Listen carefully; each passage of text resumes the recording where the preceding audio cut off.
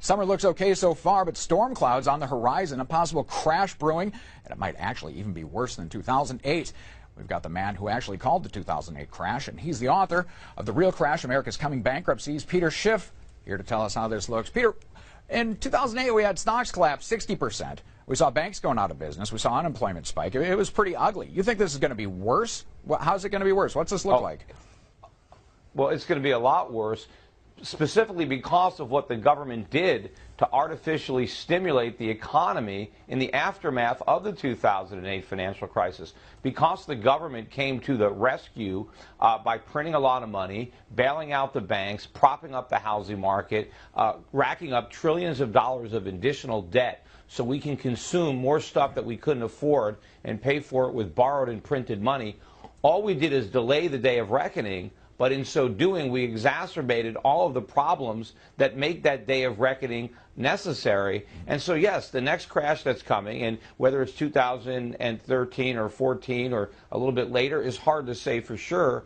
Knowing exactly when something's going to happen is harder than knowing that it will happen. But we've got a much bigger collapse coming, and not just of the markets, but of the economy. Something that it's like what you're seeing in Europe right now, only worse. And, okay, so what's that look like? I mean, the pain is coming. We know the policies that are going to get there. What should people be expecting beyond this generalized horrible economy? Are there specifics you have for me? Housing values going down again? The stock market crashing? Yeah, well, I'd say if you want to try to look at a most likely time frame, and of course it's always hard to anticipate future variables that are beyond your control, but I would say the U.S. economy continues to weaken towards the end of the year, and the Fed ultimately comes through with QE3.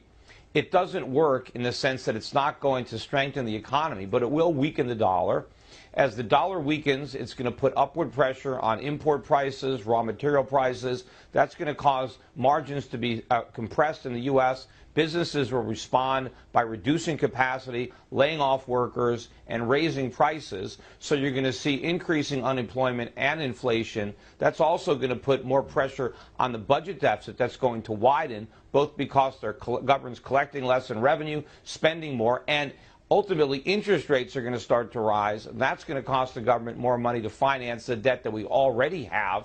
And as the economy weakens further, we're going to get more QE, which means more pressure on the dollar to go down, and the cycle continues until eventually we have a all-on or full currency sovereign debt crisis where you see the dollar plunging, consumer prices really moving higher, interest rates spiking, and that's when it really gets interesting, because that's when we hit our real fiscal cliff, when either we're going to have to slash government spending massively across the board, restructure our debts, including not paying 100 cents on the dollar for U.S. Treasuries, be honest with people who are on entitlements like Social Security, Medicare. They're not going to get the benefits they've been promised. Government workers are going to have to take pay cuts. Many of them are going to have to get different jobs in the private sector.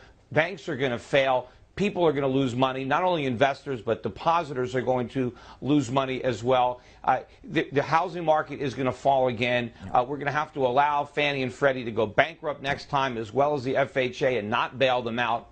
Alternatively, we can bail everybody out, pretend that we can print our way out of the crisis, and instead we have runaway inflation or hyperinflation, which is going to be far worse than the collapse that we would have if we did the right thing and just let it all implode. When things start to hit the fan here, where should people be hiding to protect themselves?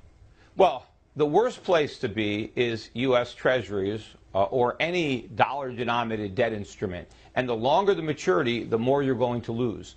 So 30-year bonds are going to be worse than 10 years, and 10 years will be worse than 2 years. But then again, anything in dollars, even if you've got dollars stuffed in your mattress, you're going to lose because they're not going to buy you what you expect. So you have to recognize that the biggest casualty is going to be the U.S. dollar and any debt instruments denominated in dollars. So you're going to lose a lot less in the stock market. It won't even be close than what people will lose in the bond market.